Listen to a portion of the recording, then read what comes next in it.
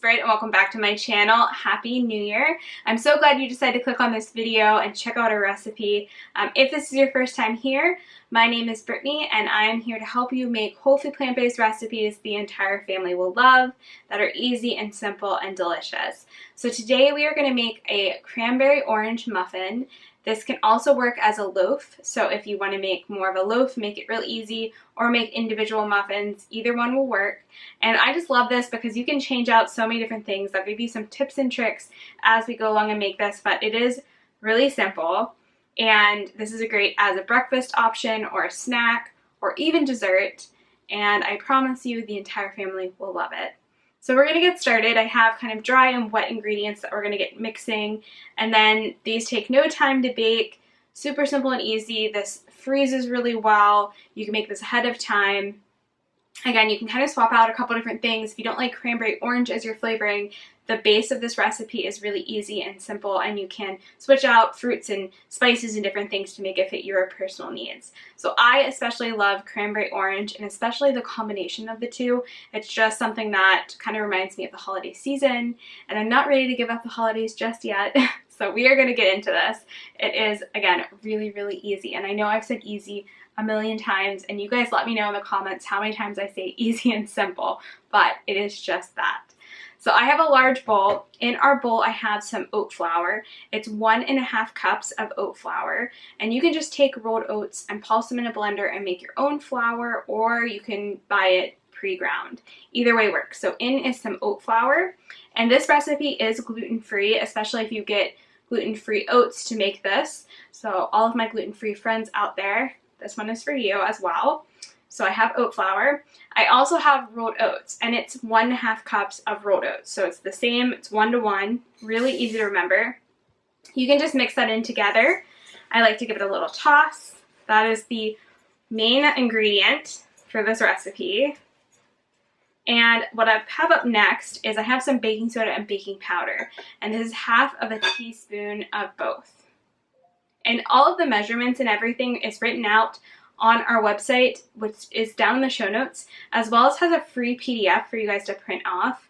So if you guys want the recipe, I always write it out right below this. If you look down below, there's a little arrow that you can click down in the show notes. It'll show you the recipe, but if you go to our website, again, you can print it out and have it on hand.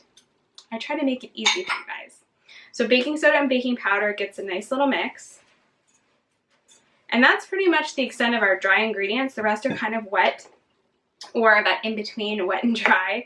And so I made a flax egg, and all you do is you take some ground flax meal mixed with some water. So it's 1 tablespoon of flax meal, which is ground up flax seeds, mixed with 3 tablespoons of water. You want to let it sit for around 10 to 15 minutes, and it will thicken up and become more like of a flax egg consistency. So I have that here. I'm going to give that a pour in. You can see how nice and thick that got. That's going to be kind of our egg replacement in our binder for this recipe. I also have our sweetener of choice, so I have some date paste. I will have how to make date paste linked up above. I made a whole video on it. It's really easy, and you can kind of, you know, up this a little bit if you find that this muffin recipe isn't sweet enough for you. I really like just 1/2 cup. I find that that's a really nice amount. But, you know, depending on how long you've been SOS free or refined sugar free, kind of will depend on your amount of sweetness that you'd like, so you can tweak that. Another thing for sweetness we have some orange juice, and I actually used 1 whole orange that I used the zest. So I zested 1 large orange and put that aside. And then I also juiced around 1/4 cup, and then I ate the rest of the orange. So just a little bit of the orange juice from the orange that you zest, really easy, goes in as well. That helps flavor it with an orange flavor, as well as adds some liquid to this recipe and sweetness. And then I also have 2 mashed ripe bananas. And this won't have a very banana flavor. I know some people are concerned with recipes that have bananas in it. It's not a banana flavor. Really, the orange and cranberry overpower that. But I just try to find 2 ripe bananas. You know, the riper the better, the more spotty the better. And I just mash them up beforehand so it blends in easier. So I have 2 mashed bananas. like right before you're gonna freeze them. That's how ripe I like to make them. And that helps with the sweetness. And then I have a little bit of non-dairy milk that's unsweetened and unflavored. Really easy. And that was around half a cup as well. And again, all the measurements, you don't have to watch this entire video and write down, don't have to take notes. They're all down below in the description box and on our website. So I'm gonna give that a nice stir now. And you really just want all the flour and the rolled oats to be well combined and everything to be incorporated. And then the last step is to kind of fold in our cranberries that I've cut up and our orange zest. Now, if you don't have cranberries or if you don't like cranberries and orange, you can switch this out for, you know, blueberries or raspberries. Any kind of berries works great. You can do chopped apples. You can do any sorts of dry fruit. You can even make this more of a date muffin and put chopped up dates in here. You can put nuts and seeds. There's lots of different variations. This is like the bulk of the recipe, and then you can kind of tweak it however you see fit. But I love cranberry and orange, and these are cranberry and orange muffins. So we are going to add just that. And I actually saved some cranberries that I had from Thanksgiving. I had extra, so I froze those. And you can use fresh or frozen cranberries. That works great. And just half them, I just like to chop them up. It kind of helps to spread out the cranberries in this muffin recipe.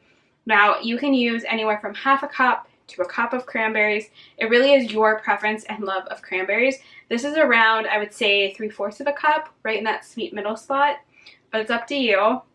I find that the orange flavor and all of those mashed bananas and date paste really cut how sour cranberries are, so this is a really nice balance. So give it a try. Give that a nice toss in or fold in. And you can, of course, swap this out with any other fruit or berries or dried fruit or nuts and seeds. Like I said, you can make this your own. And then I just zested one large orange, and that's also going to go in to give us a little bit more of that orange flavor. All right, give that a nice mix. And then you can also make this into a loaf pan. So if you want to make this more of like breakfast bars or kind of like a bread sweet bread replacement or quick bread replacement, that is a great option. I like to do them into individual muffins most times just because I can portion out how much I want to make. I also will freeze this, or if I make it for a loaf for, you know, down in the future if I need something quick. But these are just great breakfast snacks or desserts, really anytime you want something a little bit sweet, or if you're on the go, if you have kids, this is perfect. So I have a very beloved silicone pan that we use and abuse here in our household. If you don't have a silicone pan, just line your cupcake tin or muffin tin with parchment paper. And you just want to make sure, because we're not using any oil, so you don't want anything to stick to it. So that's a really crucial step, okay? And then just evenly go ahead and spread it out. And you can get your kids or grandkids involved. And I love this recipe. It takes only around 25 minutes to bake. 25 to 30 minutes, I would say, just so it's nice and brown. And these stay wonderful. So after they come out of the oven, you want to let them cool completely before you remove them. That's really a key component for them staying together.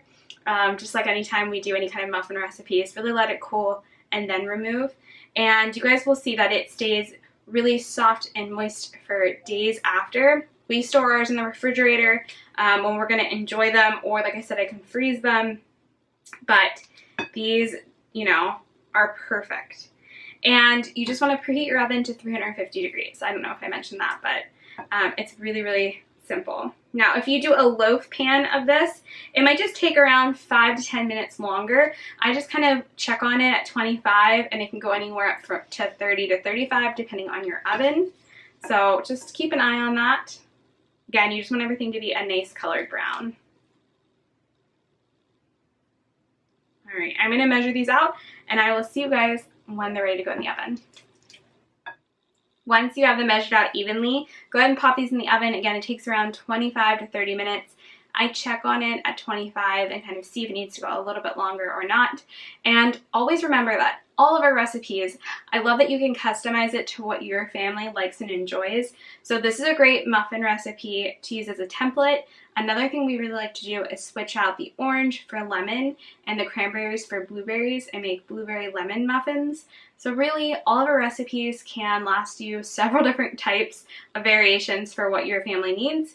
Also, if you have small kids and you're trying to get them to eat more nuts and seeds or more fat in their diet, you can definitely add in sunflower seeds or top this with almond butter. There's lots of different ways to fit whatever your needs are following a whole food plant-based lifestyle. So I'm going to pop these into the oven. I'll see you guys when they're done. Your whole house will smell amazing, and I'm really excited to share this with you guys. So I'll see you guys back when they're finished. After your muffins have come out, again, let them cool completely. That's really an awesome way to get them to come out nice and clean from your pan. All of mine came out perfectly. Just takes a little bit of patience. I know that you want to dive in, but let it cool and then you can get into it. But these are just beautiful. I'll post some photos on the screen now, and they're nice and warm. Again, you can freeze these after they come out, and it's a really awesome way to have stuff pre-made so you're not reaching for any of the more refined treats or breakfast options on the go. I just love to kind of have a stash of these already made in our freezer, as well as have some of these on hand, and this is going to be so good. You open it up, it's nice and delicious, and you can just see those cranberries. Again, play around with the different fruits and things that you put in here. I love this recipe. It's soft, hint of sweetness, hint of tartness. You